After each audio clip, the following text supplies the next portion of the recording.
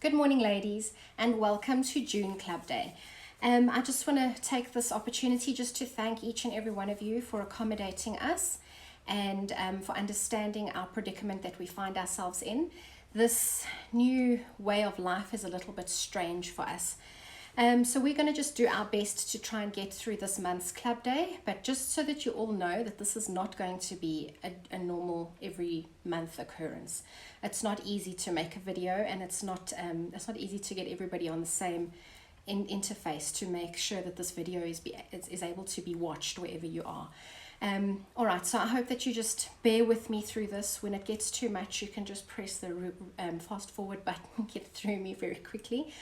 All right, so let's get started with our project this month. So we're going to be making the blanket. As you all know, the blankets are lovely. They have been they arrived, they have been cut up for you, and the kits are ready to go. So when you do arrive, whenever you're ready to come and collect your kits, they are here and they are ready to be collected.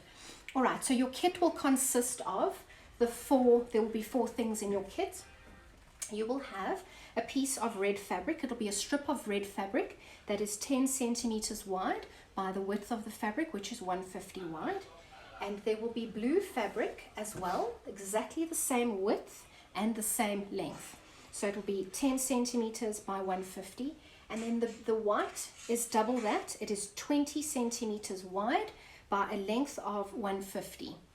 All right, or 150 wide by 20 centimeters. Then, all right, the width of your blanket and the length of your blanket, I actually haven't measured it, so we'll measure it in a little bit and we can have a look at that. It's the width of the blanket is about 75, and the length of the blanket is however long. They're all a different size actually. Each blanket was slightly longer or slightly shorter than the other. So that's your kit. Your kit is ready to go. The notes haven't arrived yet, so I will be placing notes on the link to this video. And then also what we are going to do is we're going to be working with an overlocker throughout this class. So I am going to be working only on my overlocker. If you don't have an overlocker or you don't like to work on an overlocker, there's nothing wrong with that. You can assemble the blanket on your sewing machine.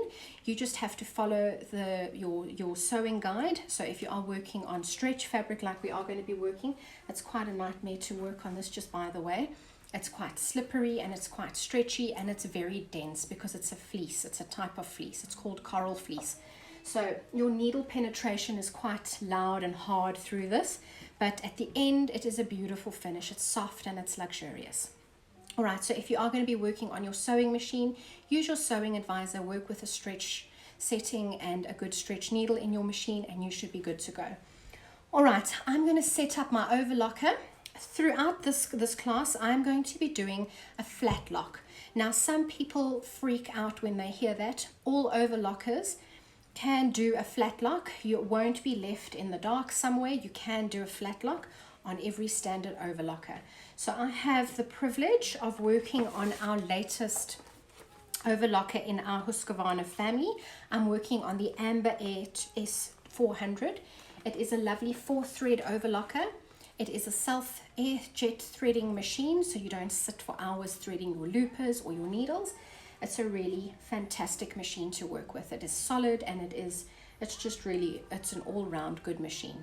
All right, I am going to set my machine for a standard flat lock, 3-thread flat lock wide.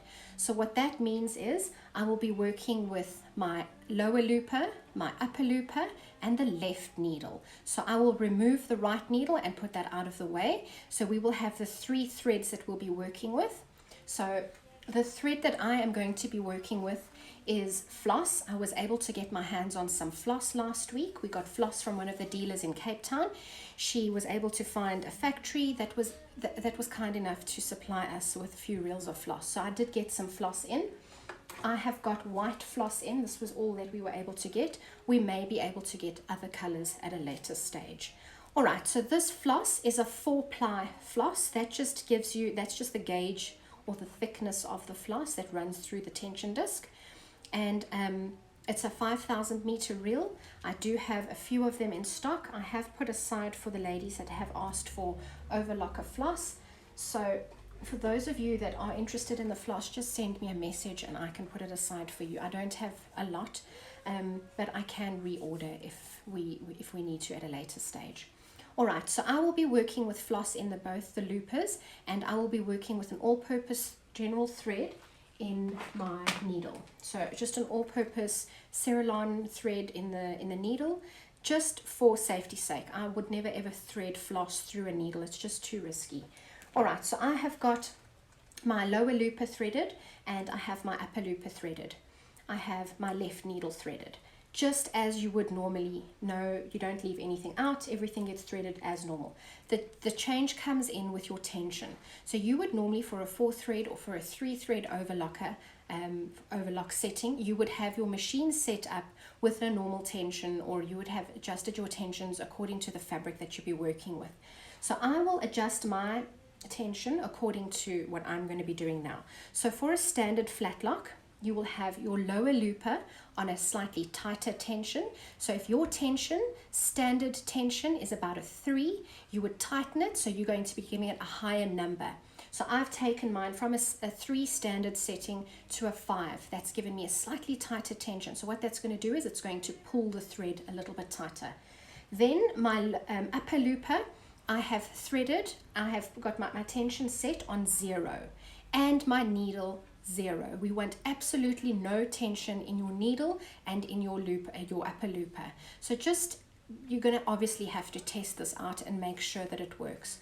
So what we are going to do is, I'm going to run a few little test pieces and then I will show you. So please just bear with me. I am going to be pausing and editing the video as I go along. All right, so I am going to run the overlocker now, and the way that I'm going to be stitching my blanket together, I'm going to be joining it as well as the complete assembly with a standard flat lock. All right, so there are 2 methods of doing a flat lock. So a flat lock is either going to give you a decorative on the right side of your fabric, or the decorative on the wrong side of your fabric, and the ladder on the vice versa side. All right, so we are going to do a little test piece now. So I've got my machine ready to go. I have got 2 little pieces of fabric just to test the stitch out, just to make sure that I'm happy with my setting, and then we'll come back to that. So for a decorative on the right side of your fabric, so this is my fabric, I have 2 little pieces. For a decorative, the flat lock finish on the right side of your fabric, you will be placing the wrong sides together. So your right side will be face out, like that. Right side on that side and right side on this side. You are then going to stitch this, put this through your machine. Your blade is engaged and it will be at a maximum width setting. All right, and then when I come back, I will show you the end result of that, and then we'll do the next setting as well. Okay, so the end result of my flat lock decorative stitch on the right side of my fabric is this. So we put the 2 fabrics together. I went wrong sides together, and I actually stitched on the right side of the fabric. So on the one side, you are going to have all your floss sticking out over there, and on the other side, on the back end, you're going to have this like zigzag finish. That is the needle thread. All right, so the tighter thread, or the tighter looper, just forms on the very edge of your fabric. So just in there, you actually can't see it. So what happens now is you're going to pull this apart. Oops, a daisy.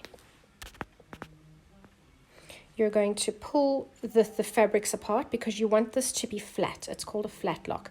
So we're going to be getting rid of this little ridge that we see here. So I'm just going to just gently pull. And by doing this, I'm pulling that looser tension into place on the one side of the fabric. So on the right side of my fabric, I have the looper showing through, and on the back end of the fabric, I have the needle thread. And this is called the ladder stitch, or a ladder stitch finish. So for a ladder stitch on the wrong side, that's the way you would do it. And for the decorative finish on the outside, this is the way that you would do it. So we went right sides together, you stitched it out, and then if your tensions are correct, when you pull this, everything goes flat and smooth. So if you look on the very edge of my fabric, I haven't got that little ridge there anymore. It's nice and flat. This little edge here is flat. So when I assemble the blanket, everything will be smooth. All right, I am now going to go to the next setting. Okay, so for the next setting, we want to have the opposite finish. So I want to have the ladder stitch on the right side of the fabric and the decorative finish on the inside of the fabric. All right, so for that to happen, we have to go right sides together for this. So I'm going to go right sides together, and I am just going to pop out of the shot for a second, and I'm going to my overlocker, and I'm going to stitch this out.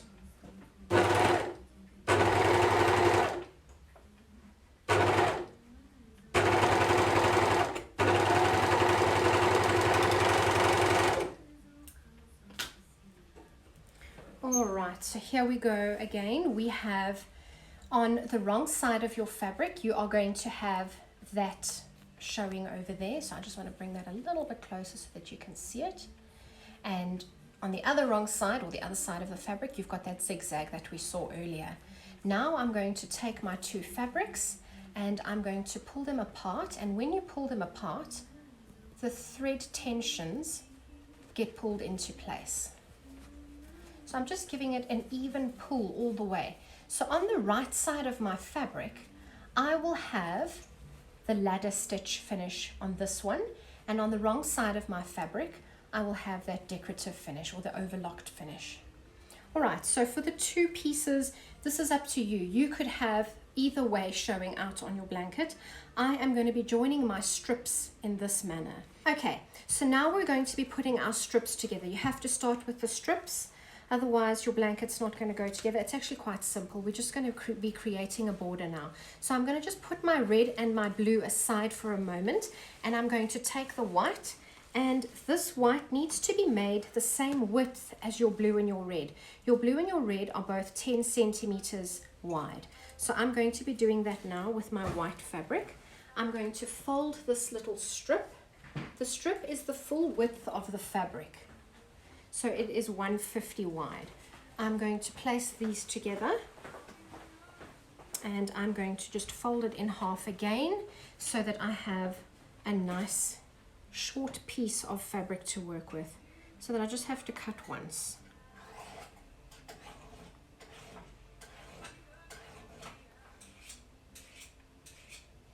All right, I have placed my fabric neatly on top of itself. I have got a nice fold to work with. I'm just going to place the edge of my fabric on a 10 line, and I'm going to cut this somewhere just in half. All right, so your piece of fabric should be 10 centimeters wide. I'm going through 4 layers here, so I've got to push quite firmly so that I can get through all the layers without getting a silly jagged edge. All right, so there we go. I just want to show you what a mess this fabric makes. So the minute you cut this, it's got fluff that comes off of it that almost puts you off making this thing. So just to bear in mind that this is going to make a lot of fluff. Fortunately for you, we have already cut the red and the blue and the blanket, so it's just the white that you've got to cut up. And then I just give it a quick shake just to get all the excess edges off. And I'm going to do the same with this little piece. What we had to do, we had to work with our masks on so that we didn't inhale any of these fibers. All right, just a quick tip. If you are cutting on your cutting mat and you end up with a whole bunch of fiber in your mat like this, there are lovely tools on the market that allow you to clean your mat nicely.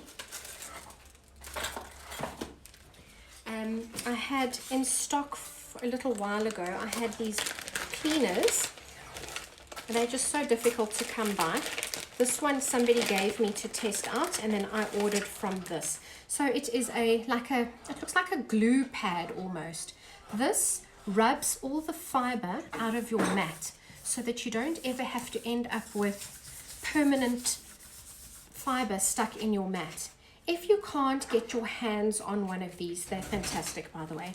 If you can't get your hands on one of those, I used a pencil eraser the other day. So it's just an ordinary pencil eraser. It's the long, narrow one.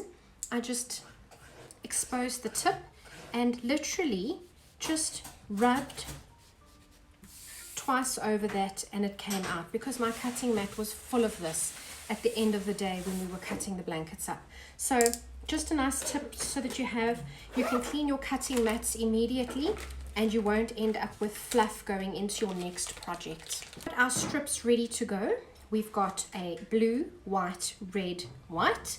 And what's going to happen is we are going to overlock these 4 strips together along each length, and then we're going to cut them up at a later stage. So right now I'm going to open this up and I'm going to put them in front of me so that I can have my fabric all in the same nap. So I want the pile all to run in the same direction. Because this is a coral fleece, it's almost like a velvet. So you have a sort of pushes against the fluff and then it'll go with the fluff. So you want to make sure that you lay all your strips exactly the same so that you don't have an odd looking piece of fabric in between, because it looks terrible at the end. I didn't take note of that when I made my very first sample. All right, so I'm going to just put that one down.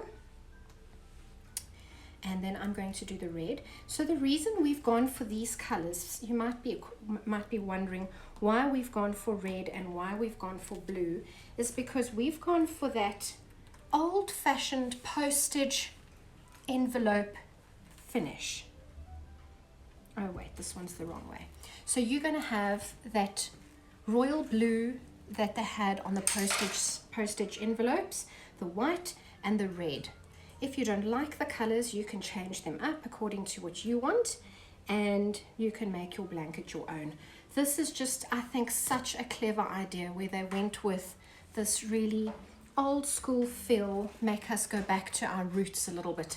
All right, so what I've got is I have got my 4 strips of fabric laying in front of me, and I'm going to be very sure that all the pile goes in the same way, so that when I put these together and I stitch them out, and when I turn them all out the right way, that they face, the pile runs in the same way, the nap of the fabric runs in the same direction.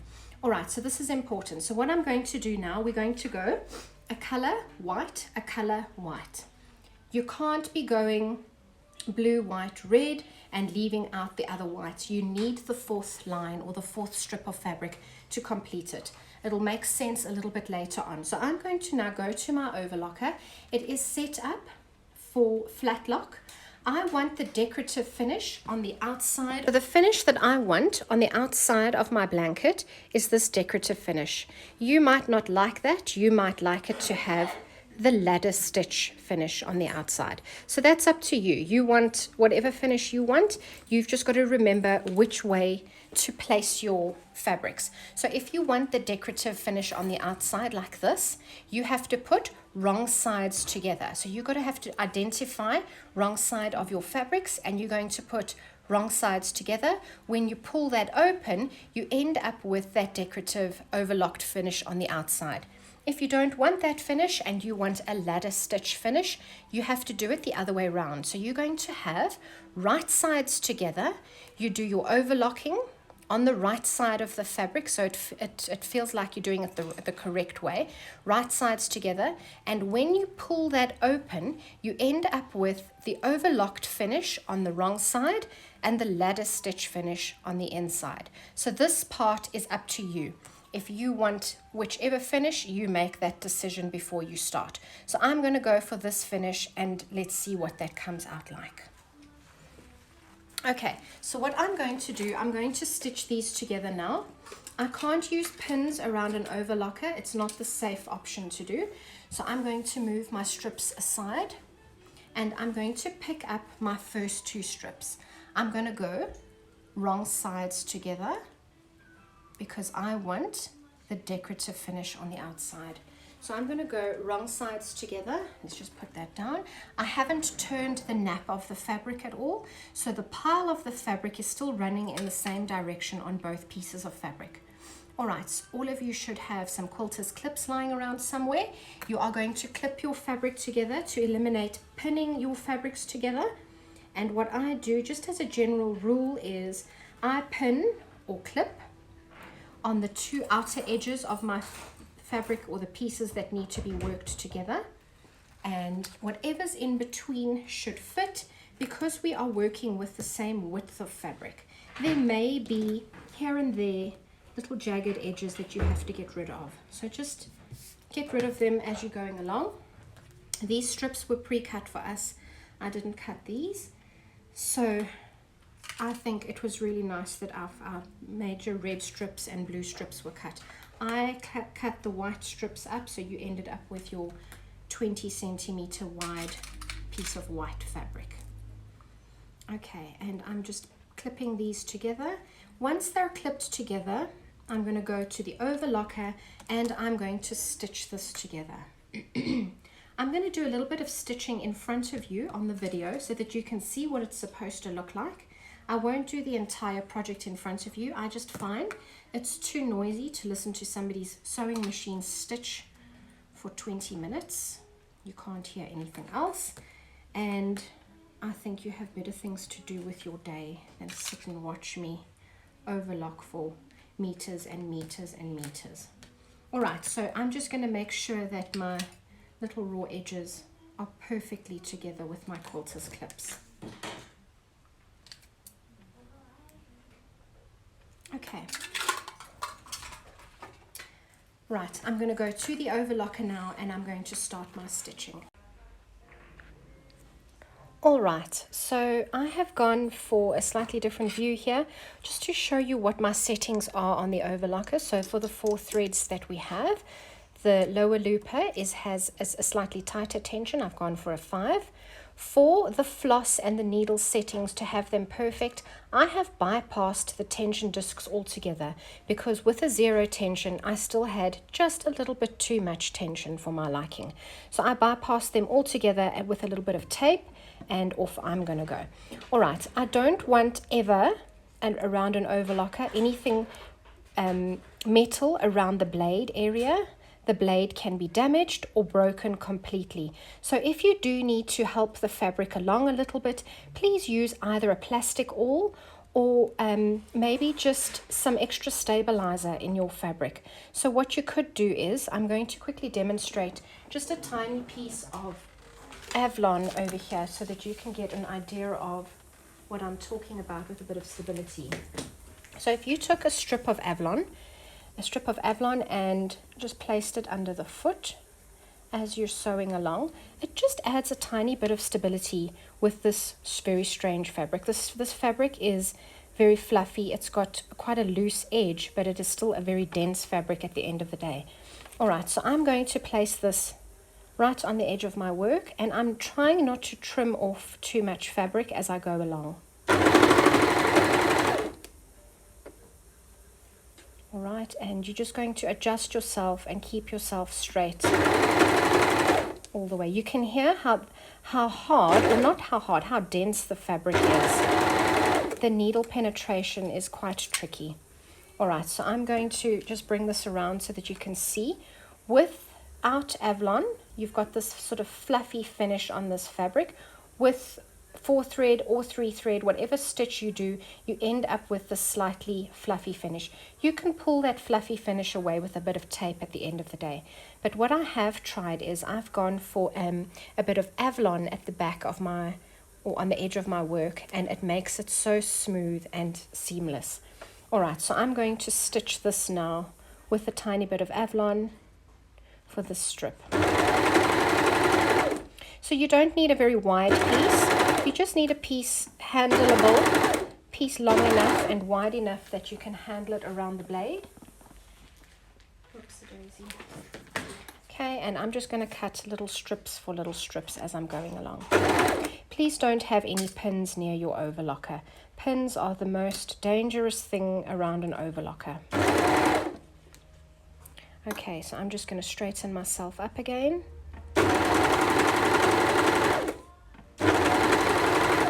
I'm trying not to cut the fabric at all, Having the Avalon on top eliminates the fabric shifting and moving around underneath the needle.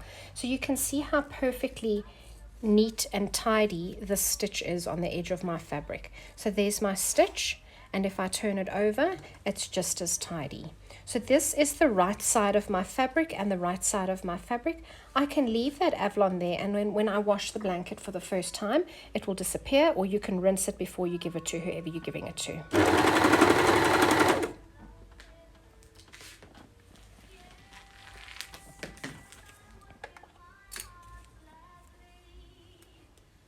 Oops, a daisy. I don't have to lift the foot at all. I'm just going to slightly lift it to get the Avalon in underneath. Make sure that your edges are straight. So this strip that I am busy doing now is going to be the strip all the way around the edge of the blanket. It's almost like a binding around the edge of the blanket. Okay, I'll come back in a sec when I'm done. I'm done with the overlocking.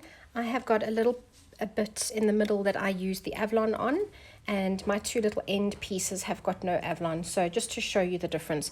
All right, so what happens now is right side of fabric, right side of fabric. I wanted that overlocked decorative finish on the outside, and on the inside I'm going to have a ladder stitch. So I'm going to just pull it so that you can see what happens to the needle thread.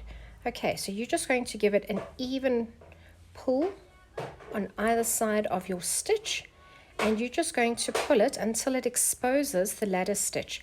So this is what it's going to look like on this side, and when you turn it over, you're going to have that overlocked finish on this side. So now the Avalon eliminates this fluffy feel on the edge here.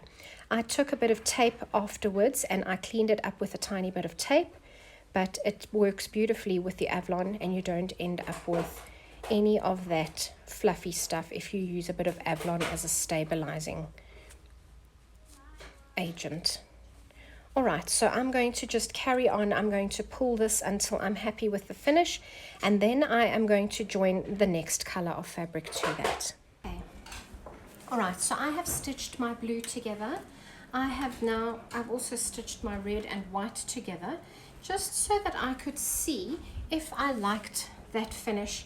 I went and did it on the opposite, on the red and white, to see what the ladder stitch would look like on the outside. So you can, I don't think it's the end of the world if it's a little bit different. So I'm going to turn, let's just see which way is my pile. Turn them this way.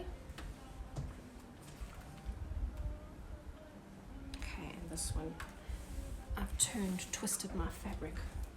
So it's going to go this direction. All right, so I'm going to now be putting the white and the blue together, and I'm going to do that down the center. So we're going to have the clips again, and you are going to stitch this together so that you have all four colors, or all four strips, joined together down the length of the width of the fabric, so that you have a long length of fabric joined in 4 strips.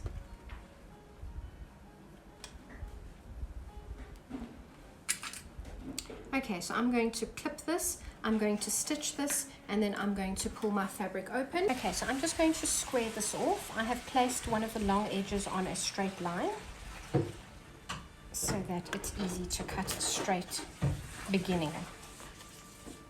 And I'm going to square off this jagged edge. All right, and then from there on, I am going to cut 10 centimeter widths all the way across the fabric. So that's going to go at a 10 centimeter, and I'm going to slice that off. Remove that, and I'm going to take it at a 10 centimeter and slice that off.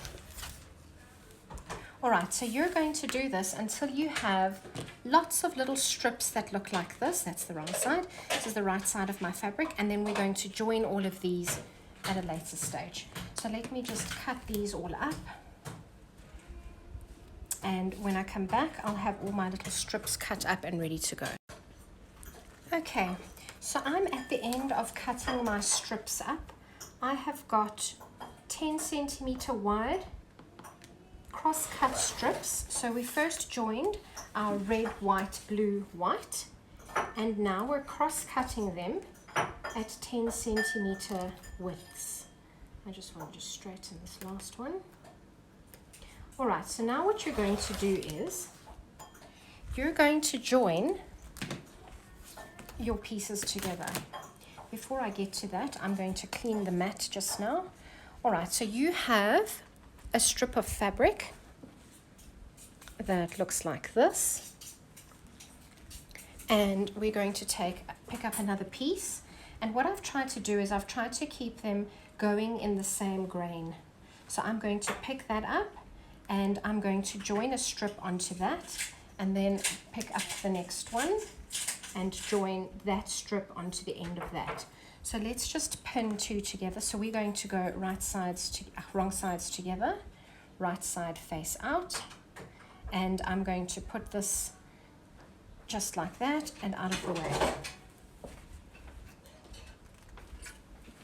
Let's grab some clips and clip these together.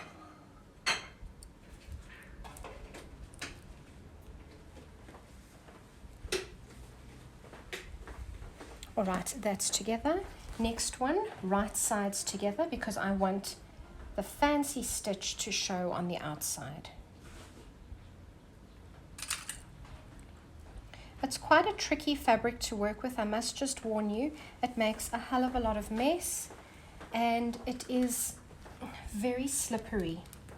So just when you think you've got the hang of it, it's just so slippery that you almost want to give up. But persevere. I think the end result is going to be just stunning. All right, so what I'm doing is I'm making one long strip of fabric, and this is going to be the edge of our blanket. This is going to be the finish of our blanket. Let's take another piece, and I'm going to go white to the red, just as long as your colors follow on. You want white, red, blue, white, red, blue, white, red, blue, and so on, just until you've finished all the pieces. You don't want to put your two reds together. You can't really make that mistake. So if you've put them together nicely, it'll be easy to tell them apart. All right, so I've just created a long strip of fabric. I am now going to go to the overlocker and I'm going to stitch all these little short pieces together. If you're not going to do a flat lock, which you're more than welcome not to. I think Nikki's notes are going to do a 4th thread. She's joining everything with the 4th thread, and then she opens or she flattens her seam at the back and she's stitching it down with a twin needle on the sewing machine. I'm trying to eliminate having both the machines out at one time, so I'm going to just try and stitch everything out on the overlocker. All right, so I'm putting white and red together, and I've run out of clips, so I'm going to stop now. So when I go to my machine, I'm going to have all these little joins, and I am going to join these little short strips together so that I have one long strip of fabric. Is it counting the numbers on the top there? All right. Okay, so we're back, ladies. I have joined my strip. You can see where my Avalon is that I used to stabilize my fabric. It's made the world of difference. It's kept the fluff at bay. And I think I'm just going to suggest that you use a bit of Avalon just to make it look nice. Now we've got to border our blanket. So that the blanket is the letter, and the outer edge is going to be our finished off postal envelope look. So I'm going to start on the short end of my blanket. The blanket, I'm going to start at the bottom, and I think I'm going to have my join, my beginning and my end at the bottom. All right, so I'm going to line up my end block with the edge of my fabric, and I'm just going to gently ease that in, and it works out so nicely. Pause. Okay, so I am going to trim off the edge of this red block at the edge of my fabric, so it works out that it just fits into where my overlocking is. So I'm going to leave that overlocking there, and let me do it like this. I'm going to cut on this side of the overlocking. So let's cut with the Avalon. All right, so now I know that that's going to fit there and it's going to fit properly. Now what I need to do is I need to have, let's just get rid of all of this. My corner, I've got plenty fabric, but I do want to have my white in line. So if you want to pull this out and have a perfect little white block on the end, just pull your overlock stitch away. And that's going to be a perfect corner to joining your next strip. So I'm just measuring that I have enough fabric. So I'm going to start with a white block because it's going to match on from that, and I'm going to move up to the top end of my blanket, and I end with a blue block on the top end. So just be careful not to stretch any of the layers. You want your blanket to lay flat, and you want your strip to be as flat as possible. Over here, I want to go quite long with my one end. All right, so I've got to match the same at the top there, so I'm going to have the white block at the top here. So I think what you can do is just to unstitch or unpick your stitching, just cut the needle threads at the back, and you can pull on one of them and it should give you an easy to unpick bit. Let's just see if I can grab one of them.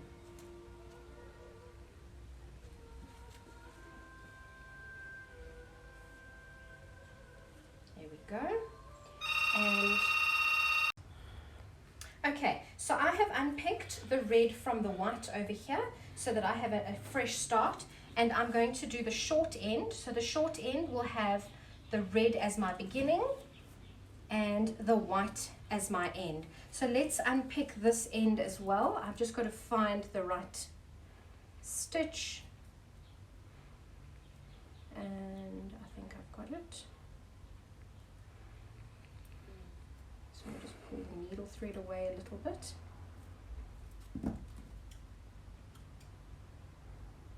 Okay, so you've just got to get hold of the lower looper thread, the tight thread. No, it's not that one. I don't have a quick unpick. There we go. Okay, so I've pulled the correct one, and the rest of it will just unravel like crazy.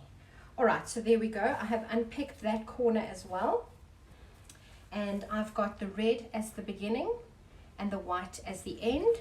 And now I'm going to come to this side, and we're going to do exactly the same thing. So the red is going to have at the beginning, and let's go to that end, and we're going to cut off what we don't need over here. All right, so we're going to be ending off with a blue block, it looks like. Let's just double check ourselves. This side seems a little bit tighter. All right, so I'm going to unpick this blue one from the white.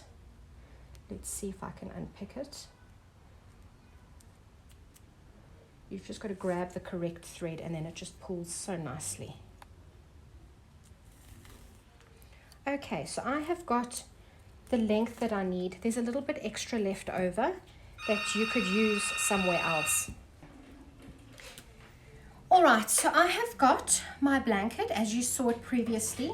I have picked up the two short ends, and I have pinned them or clipped them wrong side to wrong side so that I can have that same flat lock finish as I've got all the way around my border. All right, I'm going to stitch this out, stitch these together. All right, just a quick tip. If you're not going to do a flat lock, there's absolutely nothing wrong with that. You can do a 4-thread overlock here, and it can be finished just like that, just with it as a 4-thread overlock, and it could look quite lovely. There's nothing wrong with that.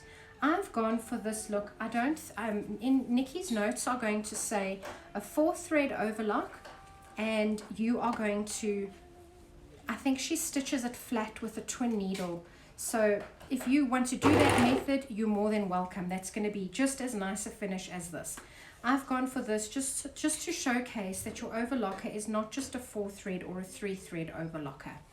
All right, so I have got my Avalon on top again. I've literally cut like 1.5 centimeter strips of Avalon, and I'm just putting them under the foot as I go along, and I'm stitching on top of the Avalon, and it just makes the stitch so tidy. All right.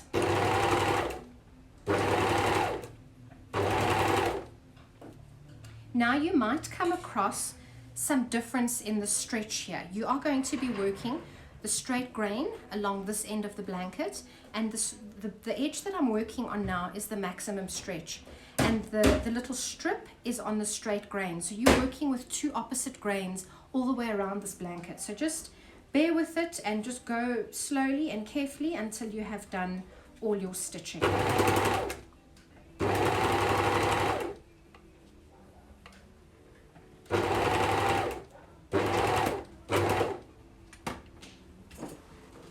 So I have stitched just the two short ends on, so it ends there. Now I've got to put the long end on, or the long edges on to the blanket.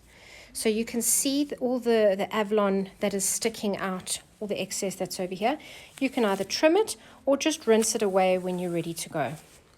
Okay, so because we've measured everything, we know that it fits. You're just going to match up your raw edges over here and the raw edge on the opposite end. Okay, I'm going to pin this together quickly, or clip it together quickly, and then I'm going to go to the overlocker. Okay, so I have completed the outer edge. I have flat locked it all on. I still have to rinse the Avalon away. I have trimmed it though, quite close to my stitching. My stitching lays flat, and on the other side, on the wrong side, it looks like that. So it's the ladder stitch that's poking through. So if you prefer the ladder stitch as your finish, you can go ahead and instead of having that overlock finish on the top as your flat lock, you could have the ladder stitch that side. Alright, so I have matched my corners up as best I could. I think this was the only one that was perfect. This fabric is quite difficult to work with. Just a warning. I've got a feeling that a lot of you might assemble this a little bit differently. Okay, so I have given it a little bit of thought. I think possibly that we might end up, lots of people might be assembling their blankets a little bit differently, working on the straight grain as opposed to the cross grain where it stretches and doesn't stretch. Putting this little edge on that was quite tricky. Like I said, I think only 2 of my corners were perfect. I had a perfect corner there and a not so perfect corner here. In fact, a terrible corner here. So I think just see what the notes say when they come. I'm not sure how they have been written for this edge. I am going to show you quickly how to do a blanket stitch with an overlocker. So we're going to do a gewone authentic blanket stitch with an overlocker. We are going to do a 2-thread blanket stitch. Okay. So for the settings for a flat lock blanket stitch, you are going to be using 2 threads. I have got 2 different colors on the back just so that it's a little bit more decorative. I have blue in the lower looper and I have red in the left hand needle. So for the left hand needle we want 0 tension, and for the looper we want about a 9. It's like a maximum. We want it to be pull over as tight as possible. You can adjust this as you are going along. Alright, so for threading for a 2-thread, not all overlockers are able to do 2-thread. You have to just check if your overlocker has the converter. So we are not going to be stitching with our upper looper at all. The upper looper is empty, and in order for this to work, we have to close the upper looper. So this is the little converter. This is the stitch, the looper converter. It's got a little hook on it. I'm just going to go nice and close so that you can see. So the eye of the looper, let's see if I can get a little bit closer in there. So the eye of the looper carries the thread through. We are not threading this one, so we've got to close that looper. So we're going to take our converter and push that closed so that it closes the looper. So it's not going to try and do a stitch over that. So we only have thread going in the lower looper and thread in the needle. All right, I hope that makes sense. I'll do a few stitches and show you what it looks like. So I am going to quickly demonstrate how I'm going to do the blanket stitch. I want a piece of Avalon again. You could use Avalon. I would suggest Avalon because it washes away. You could use any sort of stabilizer, but then you might be left with the Avalon, the stabilizer stuck in the stitches permanently and you can't get them out. So I am going to work on the very edge of the fabric. So I'm going to just demonstrate on this little piece because this is quite accurate. This is where we're going to be stitching all the way around the edge of our blanket. So here is the edge of my blanket. I want the blanket stitch to go all the way around, and let's see if we can replicate a beautiful blanket stitch. So I have got my Avalon on top, fabric underneath, and because I have got my overlocker ready, I've converted it to a 2-thread. What happens is I have tightened the lower looper completely, so you're going to see a lot of red and a lot of blue. There's going to be lots of thread sticking out wherever it's got to go.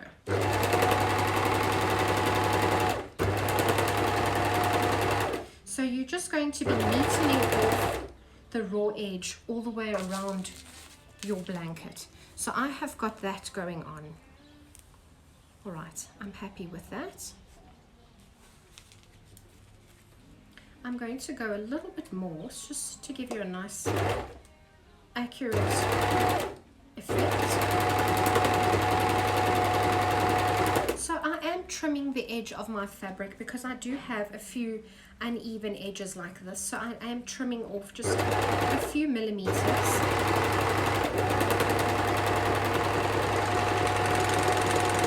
to make it neat.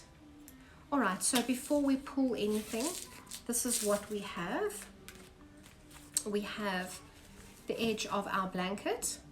The other edge would be attached to the actual wording of the blanket, and so on the one side you have the blue thread showing through, and on the back side you have the needle thread showing through. Okay, so what we want to have happen is we would like the red thread, the needle thread, the loosened tension, to become our blanket stitch. So I have got the Avalon on top, I have got my stitches going over here, and underneath we've got lots of red thread poking through. I'm going to take the Avalon and I'm going to pull it to the edge of my fabric, and that is going to give us a beautiful blanket stitch finish. You can't see the red on the red, but it is there. And when you rinse this away, you are going to have a most beautiful finished edge. So what will happen is we would trim the excess Avalon away, and on the one side, on the front side of our fabric, we will have a beautiful blanket stitch finish, and on the back we will have a beautiful neat looking overlock, and the stitches will have met just on the edge of the fabric. It's nice and tidy and it's nice and neat. Okay, so I'm going to go to my blanket and I'm going to do my stitching all the way around, and when I come back my blanket should be complete. Okay, so I have gone all the way around my blanket with the Avalon on top, the blanket stitch around the edge, and now I need to stand, or you can sit, and you are going to pull all your edges open. So you're just going to get a good grip on your Avalon, and you're just going to pull it over the edge just like that. So you end up with this beautiful, like a shop-bought blanket stitch all the way around the edge. You could do a more decorative finish. You could do a completely lined blanket. When I originally made this in January this year, I made my sample one up and we sent it overseas for my sister. I had made hers completely lined and I quilted through all the layers. It was a little bit more stable than this, but this is the route that Nikki has taken, and we are going to do it this way. If it's not to your liking, you can go ahead and change the finish on the edge completely. You can line it and seal it all the way around the edge and turn it through, and it'll give it a beautiful finish. and you would end up having a really nice keepsake blanket. So I'm going to now stand and trim away all this raw Avalon at the end, and then I'm going to soak the blanket. I think I'm going to soak away all the hard Avalon that is in the blanket all over. Okay, ladies, well, our blanket is complete. I have pinned it up on the board so that I can look at it nicely.